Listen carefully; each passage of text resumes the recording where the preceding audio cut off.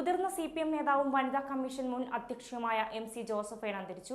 73 വയസ്സായിരുന്നു. ഹൃദയാഘാതത്തെ തുടർന്നാണ് അന്ത്യം. പാർട്ടി കോൺഗ്രസ് വേദിയിൽ കഴിഞ്ഞ ദിവസം രാത്രിയോടെ കുഴഞ്ഞു വീണ ജോസഫൈൻ കണ്ണൂർ AKG ആശുപത്രിയിൽ വെന്റിലേറ്ററിലായിരുന്നു. CPM കേന്ദ്ര കമ്മിറ്റി അംഗവും സംസ്ഥാന സമിതി അംഗവുമായ ജോസഫൈൻ പാർട്ടിയിലെ സുപ്രധാന നേതാക്കളിൽ ഒരാളായിരുന്നു. വനിതാ വികസന കോർപ്പറേഷൻ ചെയർപേഴ്സണും അങ്കമാലി നഗരസഭാ കൗൺസിലറുമായിരുന്നു. അഖിലേന്ത്യാ ജനാധിപത്യ മഹിളാ അസോസിയേഷൻ അഖിലേന്ത്യാ വൈസ് പ്രസിഡന്റായും GCDA ചെയർപേഴ്സണായും പ്രവർത്തിച്ചിട്ടുണ്ട്. വൈക്കിൻ മുരിക്കിൻപാടം സ്വദേശിയാണ്. 2017 മെയ് മാസത്തിലാണ് MC ജോസഫൈൻ സംസ്ഥാന വനിതാ അധ്യക്ഷനായി നിയമിതയായത്. എന്നാൽ പരാതിക്കാരിയോട് മോശമായി പെരുമാറിയെന്ന ആരോപണത്തെ തുടർന്നുണ്ടായ വിവാദങ്ങളുടെ പശ്ചാത്തലത്തിൽ 2021 ജൂണിൽ അധ്യക്ഷ സ്ഥാനം രാജിവെച്ചു.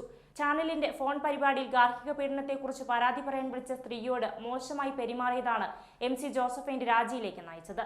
സ്ഥാനമൊഴിയാൻ 8 മാസം മാത്രം ബാക്കി നിൽക്കുകയായിരുന്നു CPM ആവശ്യപ്പെട്ടത് പ്രകാരം രാജി പ്രഖ്യാപിച്ചത്. 1978ലാണ് CPMലേക്ക് ചുവടുവെക്കുന്നത്. 1984 എറണാകുളം ജില്ലാ കമ്മിറ്റി അംഗമായി. 1972 സംസ്ഥാന കമ്മിറ്റിയിലും എത്തി.